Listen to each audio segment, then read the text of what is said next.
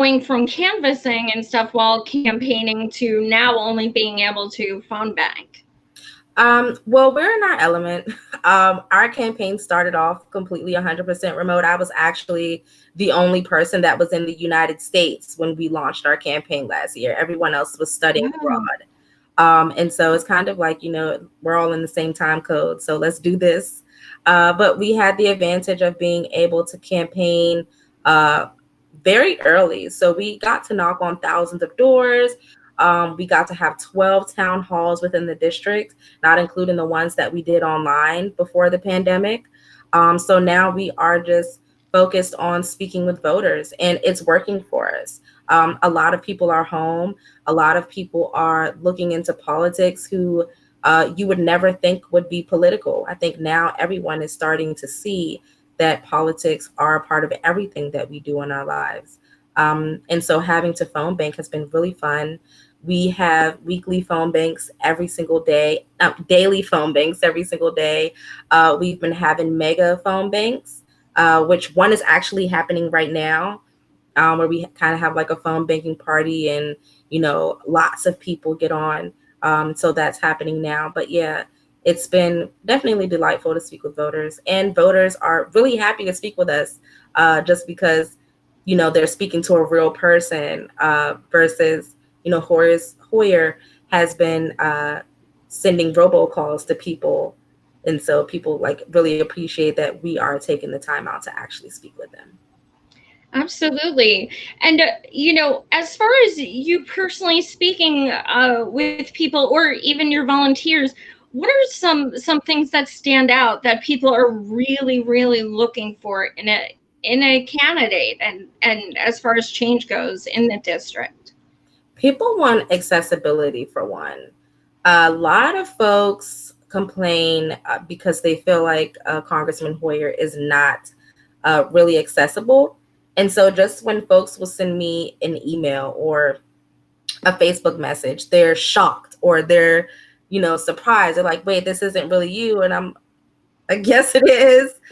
But because I've been in that situation, I used to be that person calling Hoyer's office every single day, sending him emails every single day and getting no response. And I don't want to be that kind of representative.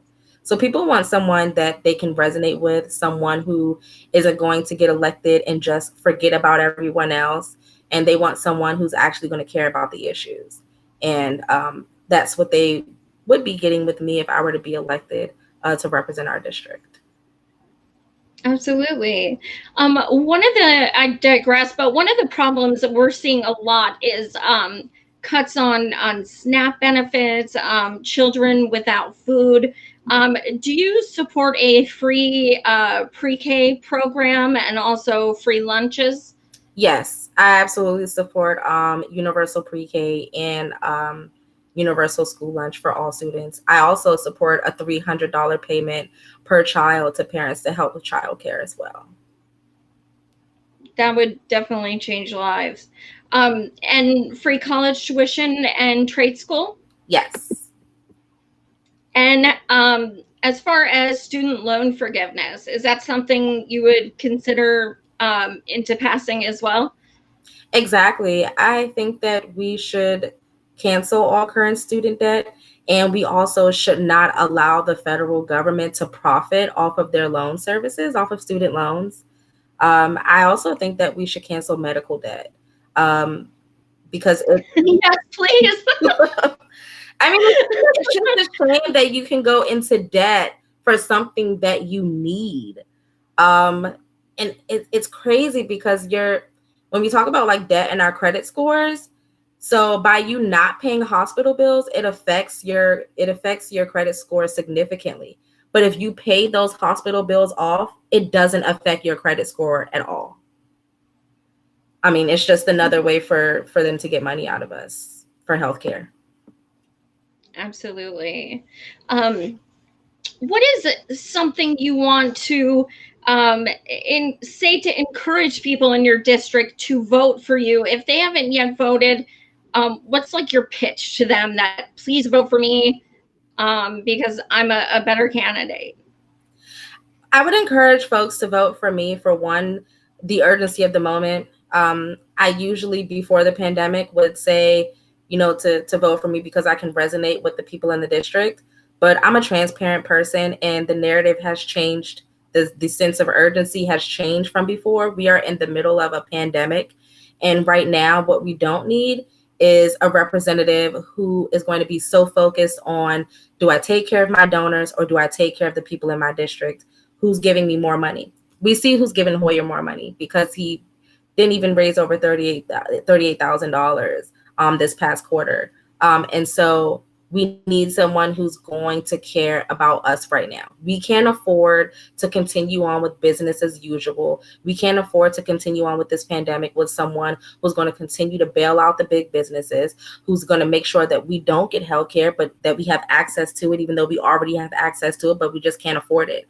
We need somebody that's going to fight for us here in this moment.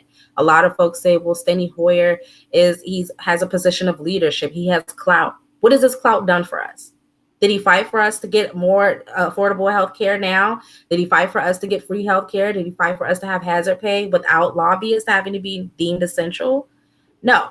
And so we see that leadership is only a title when you accept corporate donations.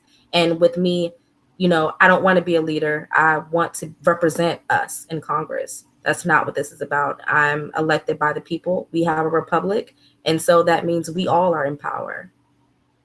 Absolutely. No, you guys actually, I believe you're June 2nd, just like we are in Pennsylvania, and you are doing mail-in. And do you also have polls open June 2nd as well? Yeah, there will be very limited in-person voting. So in our district, the only in-person voting that will be available are the early polling locations, which maybe roughly 10 or 12 maybe in-person voting locations. So if you guys are watching in the district, please fill out, if you're doing paper votes, get them out as soon as possible because we want to make sure they're counted. June 2nd, also Bernie on the ballot too. We're only 193 delegates off from having a voice at the convention, so fingers crossed. Are you comfortable with the way the votes are going to be counted? Do you trust that it's going to be fair?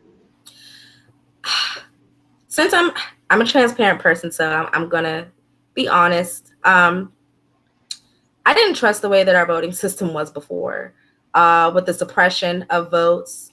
So I would say I'm 50-50. I mean, I feel the same. I feel indifferent, to be honest.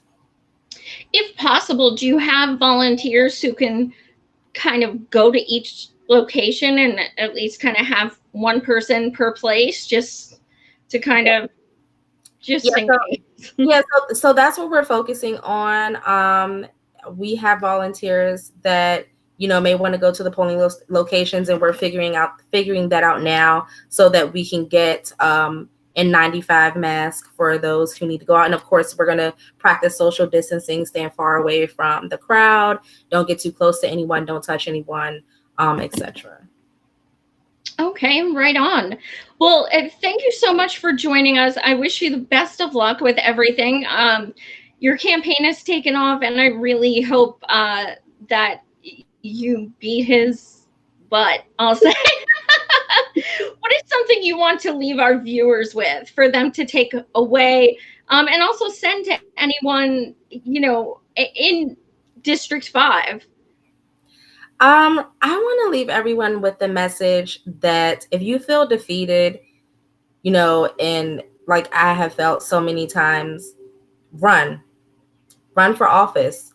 You can do it. If I can do it, anybody can do it, to be honest. So definitely run for office, run for any level of government that you want to. Don't let anyone tell you to wait your turn, because you've already been waiting your turn. And it's your turn. What did Killer Mike said? He said, the time is now. Yeah. Another thing I want to leave everyone with is that our election is next Tuesday, and we phone bank every single day. And I would really like it if we can get as many people to sign up to phone bank with us. We phone bank every single day. The phone banking parties are fun. We have a hype up call before it, and you can do so by going to McKayla2020.com and hit the volunteer tag and sign up for a shift. If you can, sign up for 2 shifts and tell your friends, bring your friends with you. The other thing that you can do to help us out is send us a contribution. We're a grassroots campaign. We are a race of people versus money, but that doesn't mean we don't need any money, because we absolutely need as much money as possible so that we can continue to give it all we got. We got to speak to a lot of people in a very short amount of time. And the way that we're going to do that is give it 100%. So, sign up, phone bank with us, and give it 100%.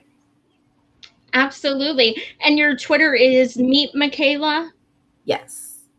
Okay, great. So definitely, you guys, follow her if you can, give a few dollars, and spread the word. Thank you guys so much for tuning in. I actually have 3 shows today. It just kind of worked out that way. I was on Ron Placone earlier, so if you didn't see that, you could check it out.